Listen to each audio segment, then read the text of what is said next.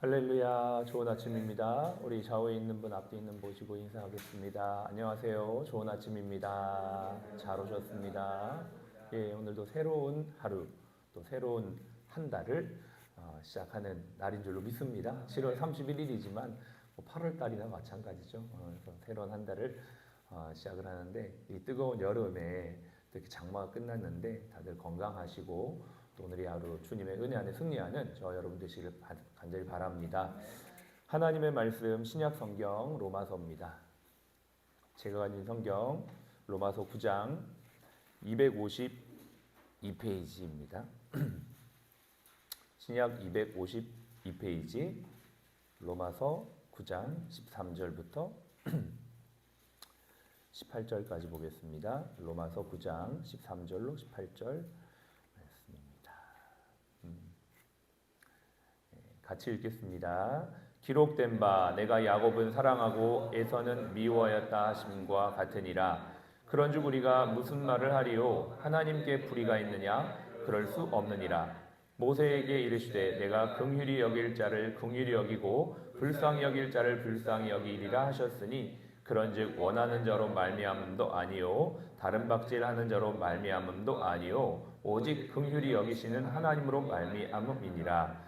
성경이 바로에게 이르시되 내가 이 일을 위하여 너를 세웠으니 곧 너로 말미암아 내 능력을 보이고 내 이름이 온 땅에 전파되게 하려 함이라 하셨으니 그런즉 하나님께서 하고자 하시는 자를 긍휼히 여기시고 하고자 하시는 자를 완악하게 하시느니라. 21절 우리 한 번 더 읽겠습니다. 21절 토기정이가 진흙 한 덩어리로 하나는 귀히 쓸 그릇을 하나는 천이 쓸 그릇을 만들 권한이 없겠느냐. 아멘.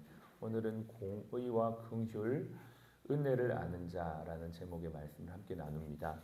성경에서 하나님을 토기장이로 비유하죠. 그리고 우리를 그분이 빚으신 질그릇이라고 말합니다. 토기장이는 마음대로 그 질그릇을 만들어내죠. 그릇을 어떤 모양으로 만들지 또 무엇을 위해 만들지 그분의 주권대로 그분의 권한대로 하시는 것이다 라고 성경은 말하고 있습니다. 하나님은 또한 공평하신 분이시죠. 그 공평은 만인에게 하나님의 원칙대로 평등하게 대하신다는 것이에요. 우리가 여기에서 헷갈리지 말아야 될 것은 내가 생각하는 평등과 공평이 아니라 하나님의 원칙대로 공평히 여긴다는 거예요. 그런데 이 공평은 기준이 있습니다. 그게 바로 공의라고 하는 것이에요. 공의는 어떤 일을 판단하고 결정하는 기준과 같습니다. 이거를 구약에서는 율법이다라고도 표현을 했죠. 그래서 우리를 구약에서는 율법대로, 공의대로, 법대로 그렇게 하셨어요. 근데 그렇게 공의대로, 율법대로, 법대로 판단하니까 하나님 앞에 설 자가 아무도 없는 거예요. 그래서 다 심판받고 죽어야 되는 거죠. 그래서 하나의 기준이 또 있는데 그것을 긍휼이라고 합니다. 이것을 또 다른 말로 은혜다라고 하죠. 그래서 하나님은 두 가지의 기준이 있어요. 하나는 공의, 하나는 긍휼. 근데 지금은 예수 그리스도를 통하여서 공의와 긍휼이 완전히 다 이게 하나 되었다는 것이에요. 십자가를 보십시오. 위에서부터 밑으로 내려왔죠. 그리고 옆으로 이렇게 되어 있는 것은 공의와 긍휼이 함께 있다는 것을 말합니다. 원래 공의대로 법대로 하면 우리는 자신의 죄 때문에 죽어서 심판받아야 될 마땅한 자들입니다. 그러나 예수 그리스도께서 자신이 대신 우리 대신해서 십자가에서 그 공의의 기준에 율법의 요구에 자신을 드림으로 말미암아 그 긍휼로 우리를 구원하신 것이죠.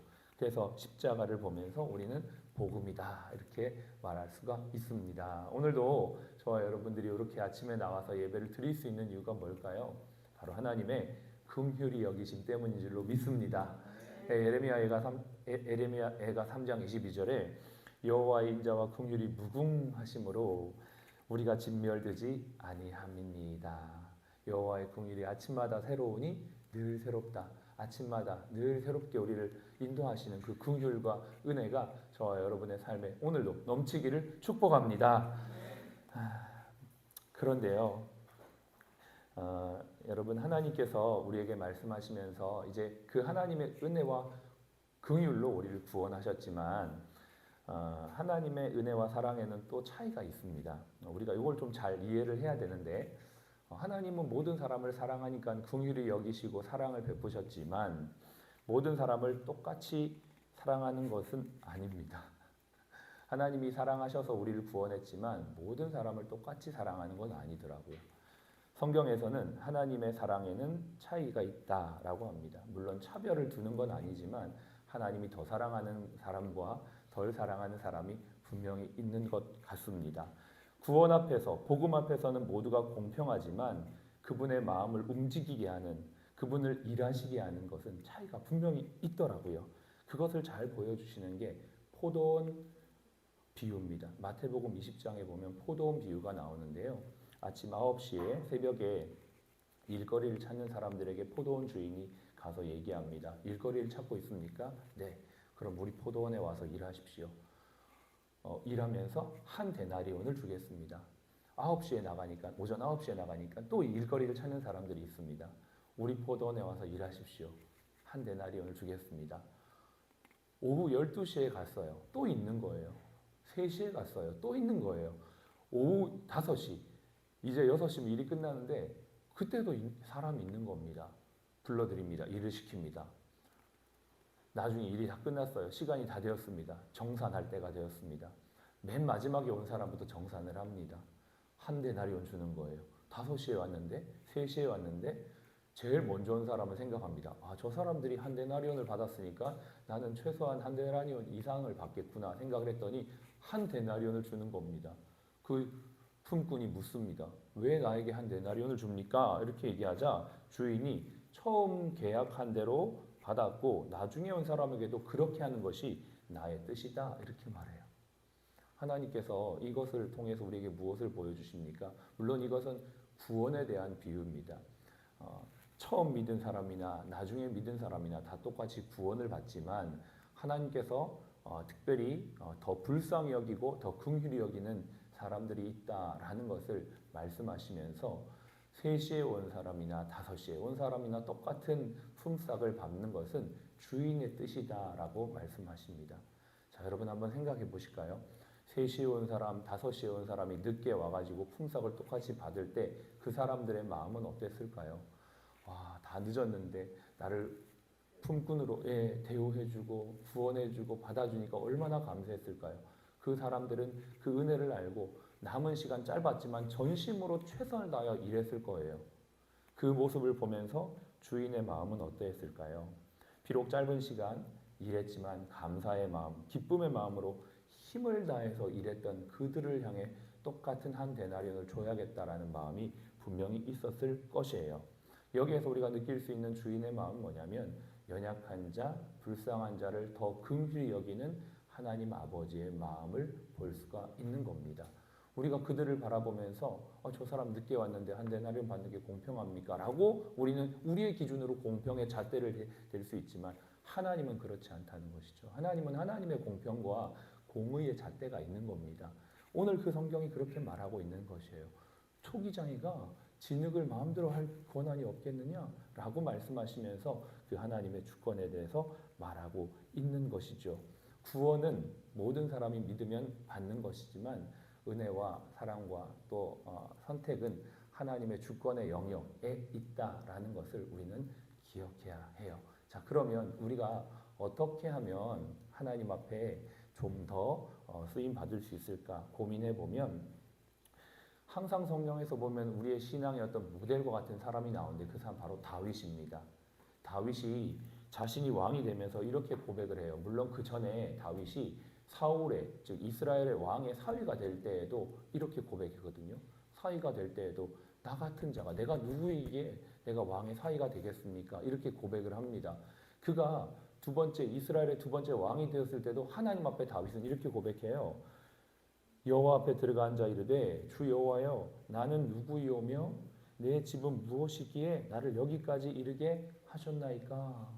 여기 이 표현 나는 누구이오며 나는 무엇이기에 내가 하나님 앞에 이르게 하셨나이까.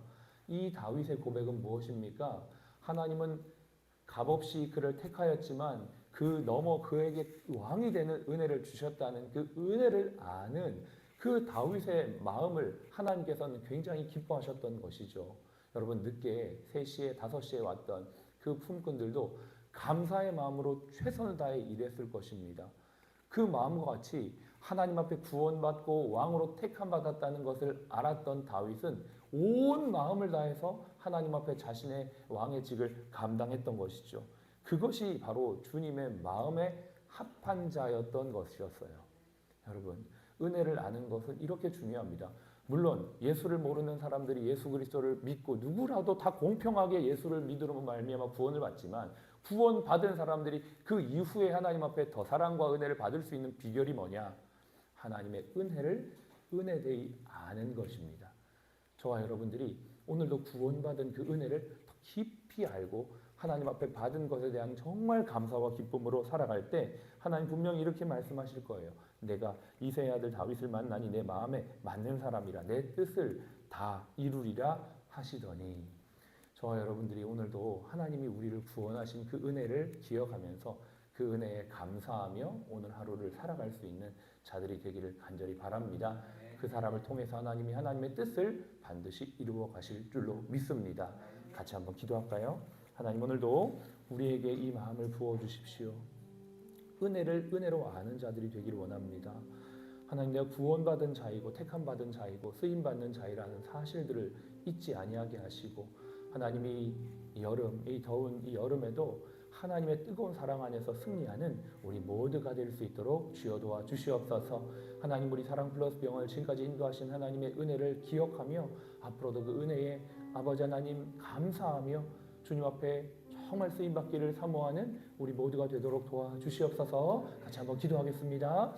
할렐루야. 살아계신 아버지 하나님, 은혜와 사랑을 감사합니다. 하나님 아버지, 우리에게 은혜 베푸신 그 은혜를 알고 은혜와 사랑을 깨닫고 오늘 이 하루도 살아가는 저희 모두가 되게 하여 주시기를 원합니다.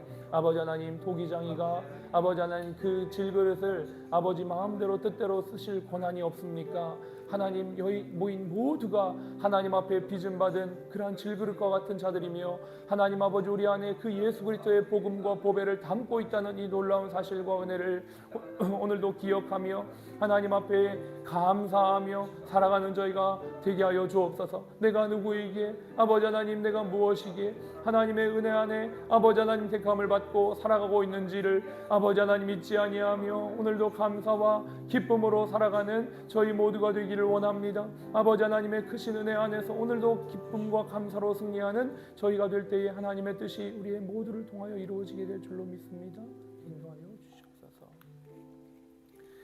지금은 우리의 생명이요 부활이신 예수 그리스도의 은혜와 아버지 하나님의 극진하신 사랑하심과 성령님의 내주교통 충만 인도하심이 하나님의 자녀로 택함받고 구원받은 하나님의 자녀임을 알고 은혜받은 자인 것을 알고 살아가고 주님의 뜻 안에서 모든 뜻을 이루어가고 쓰임받기 원하는 우리 모든 사랑 플러스 가족 머리 위에 또 이 병원 위에 지금부터 영원까지 함께 하시기를 예수님의 이름으로 축복하며 기도합니다. 아멘.